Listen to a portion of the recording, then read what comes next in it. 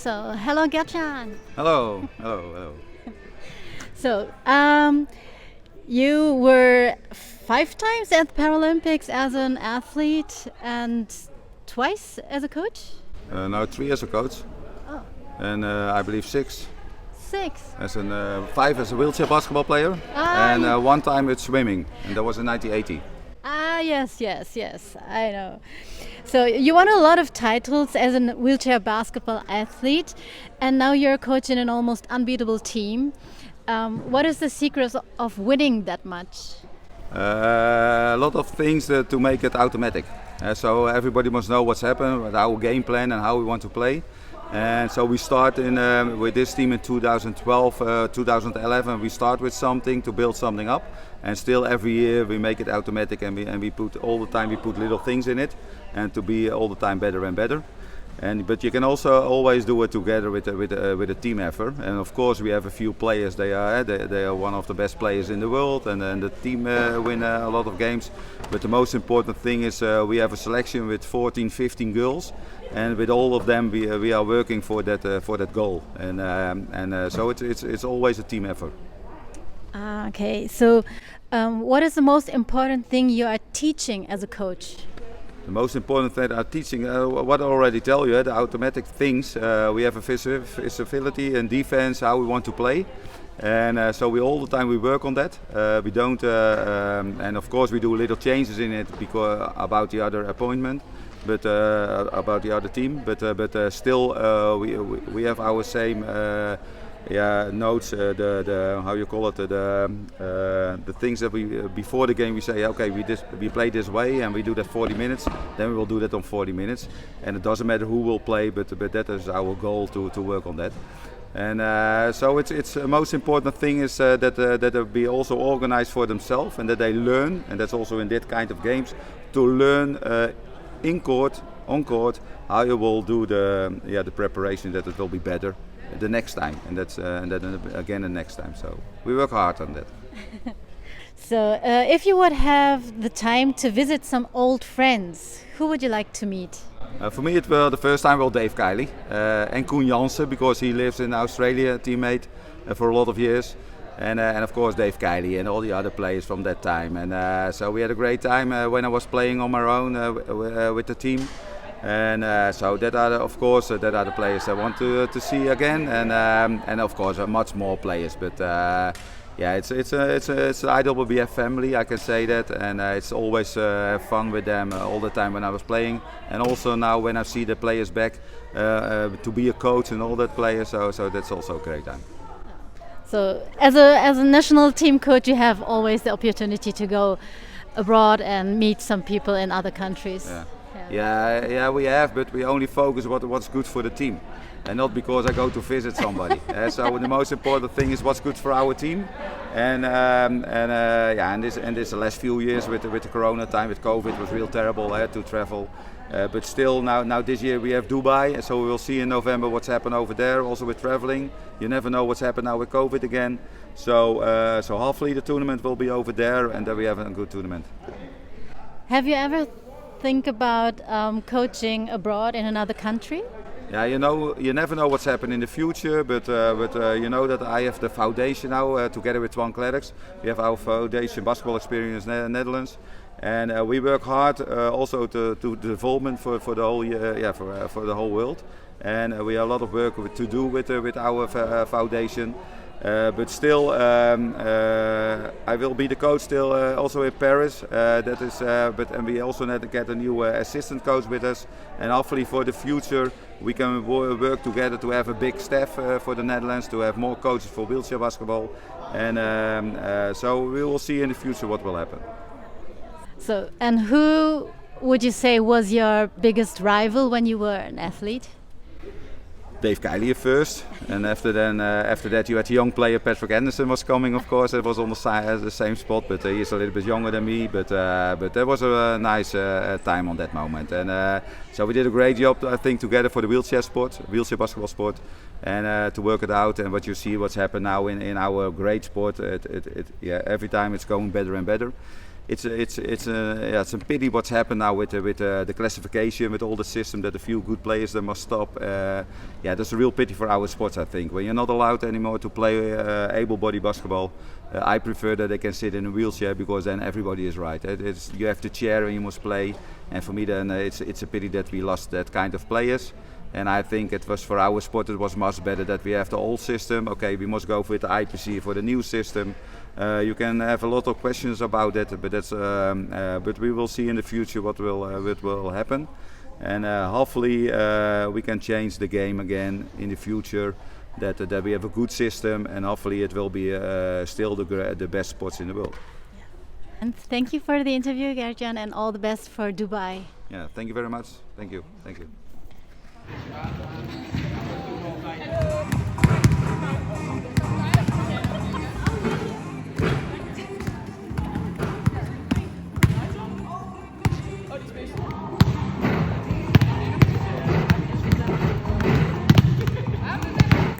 So, hello, Karina. Hello.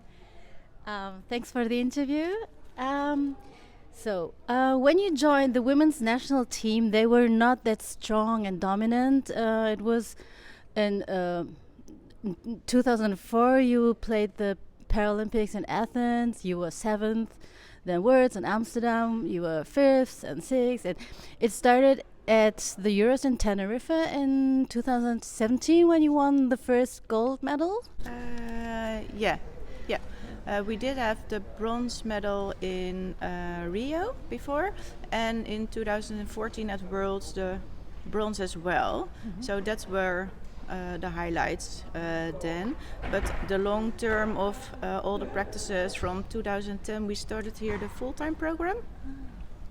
And all the training, finally, we got the effort after 2018 when we finally won the gold at Worlds. Yeah, and since then everything you can grab is gold. Well, not grab. We did work pretty hard to stay where we are.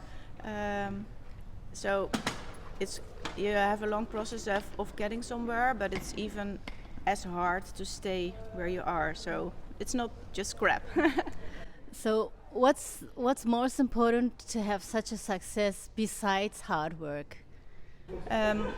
Well, it's the whole team around you. So not only the players on the field, but also the staff, the doctors, the physiotherapists, the coaches, everything around it. And I think not only the players themselves and the hard work, but also the confidence you have in each other, and to make sure you bring the best above in every player.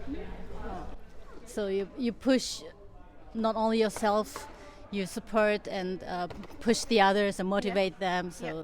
And we talk about what we can do to make sure that the other one is playing their best. So we help each other with that process. That's nice. Does winning and dominating that much scare you to lose? No, I don't think so. Of course, I love to win every game, but that's every player wants to win every game. But no, it don't scare me to lose. It's also, if you lose a game, it's also part of a process to get better after it again. So no. Okay, so you're one of the players who are a little older and have a lot of more experience than the others in your team. How would you describe your role in the national team?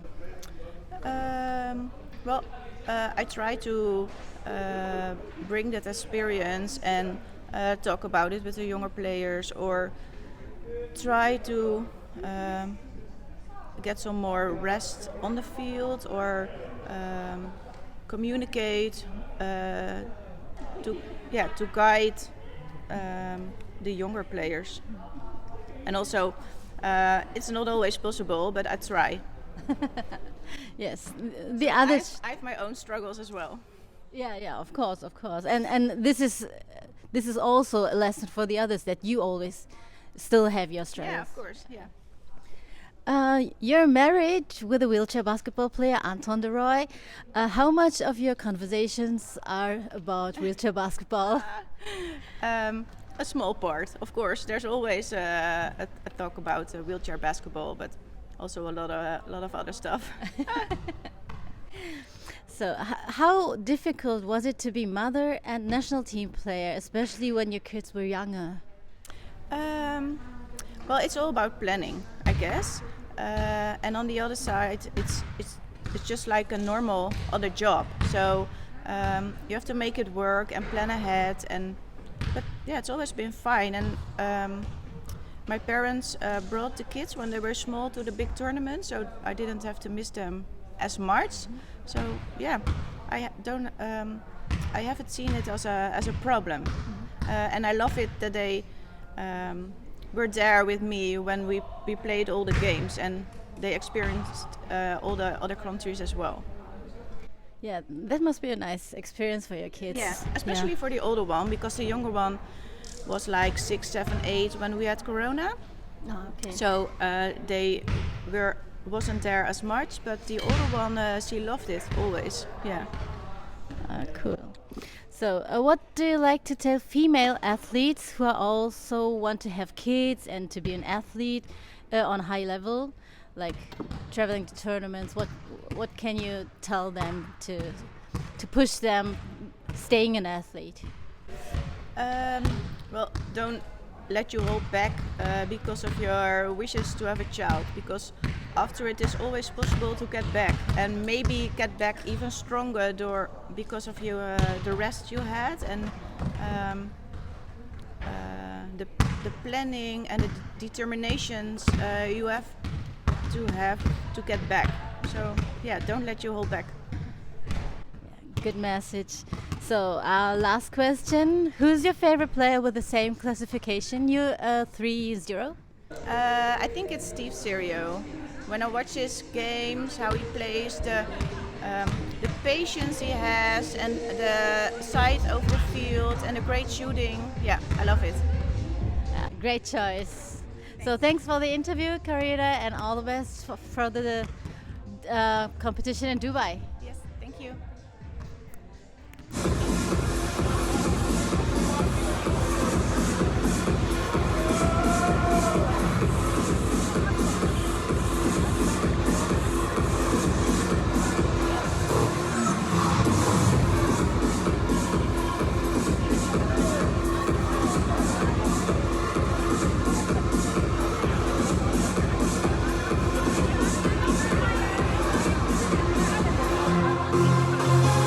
Netherlands at number 2, Ilse Arts.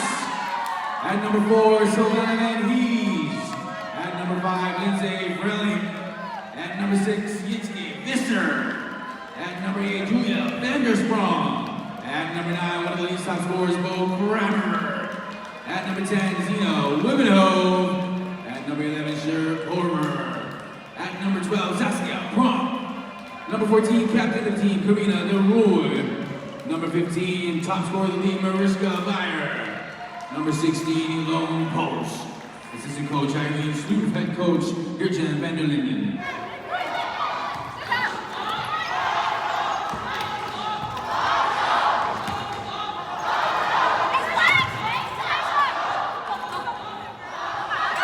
Basket is cool.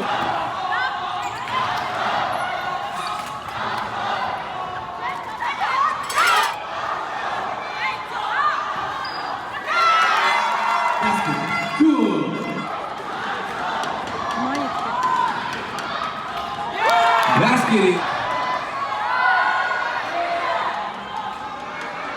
Netherlands answer back.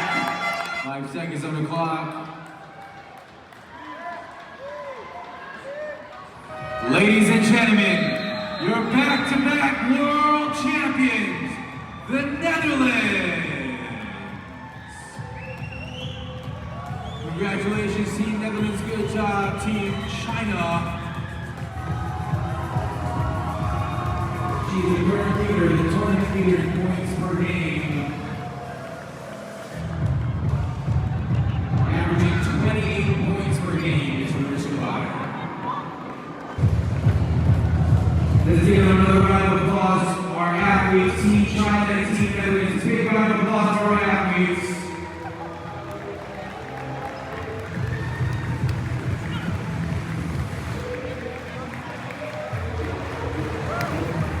Netherlands will take gold.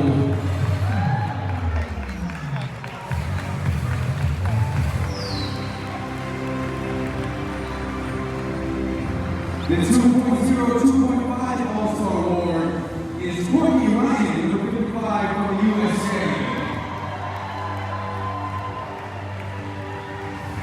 The 3.0, 3.5 All-Star Award goes to Rose Hollerman, number 15 from the USA.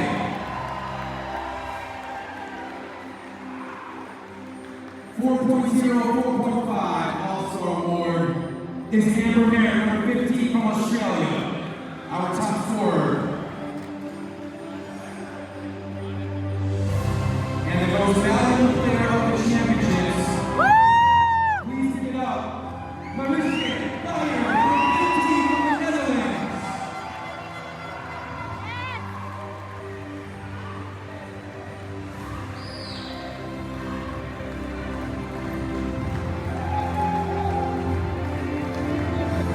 Ladies and gentlemen, your all-star team and MVP. One more round of applause to the ladies.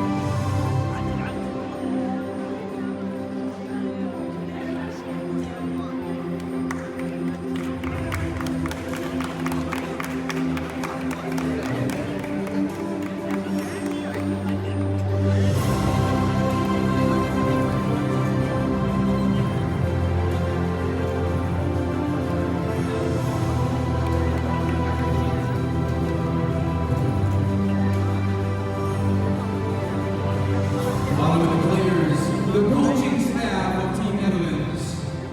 Give it up for the coaching staff.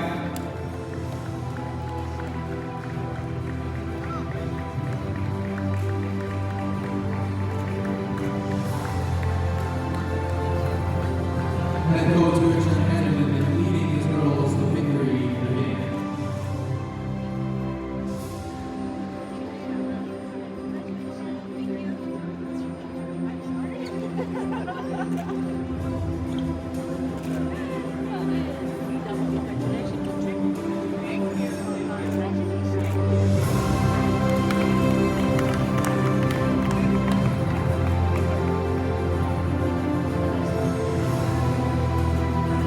You see here the tournament MVP collecting her medal.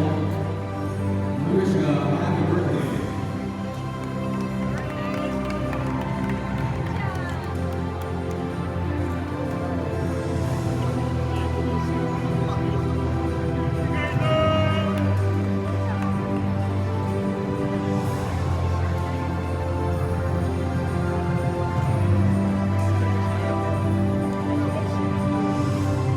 And to collect the trophy, we would like to call on the team captain, Ms. Karina Leroy, to collect the gold trophy for Team Netherlands. Want to go about 100 shots on my car as well?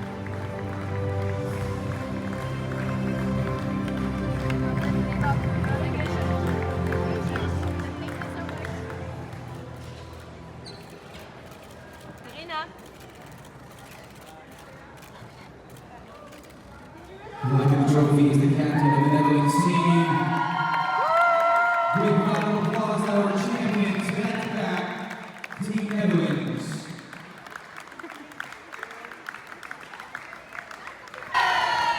At this point, we're going to respect the national anthem for the Netherlands.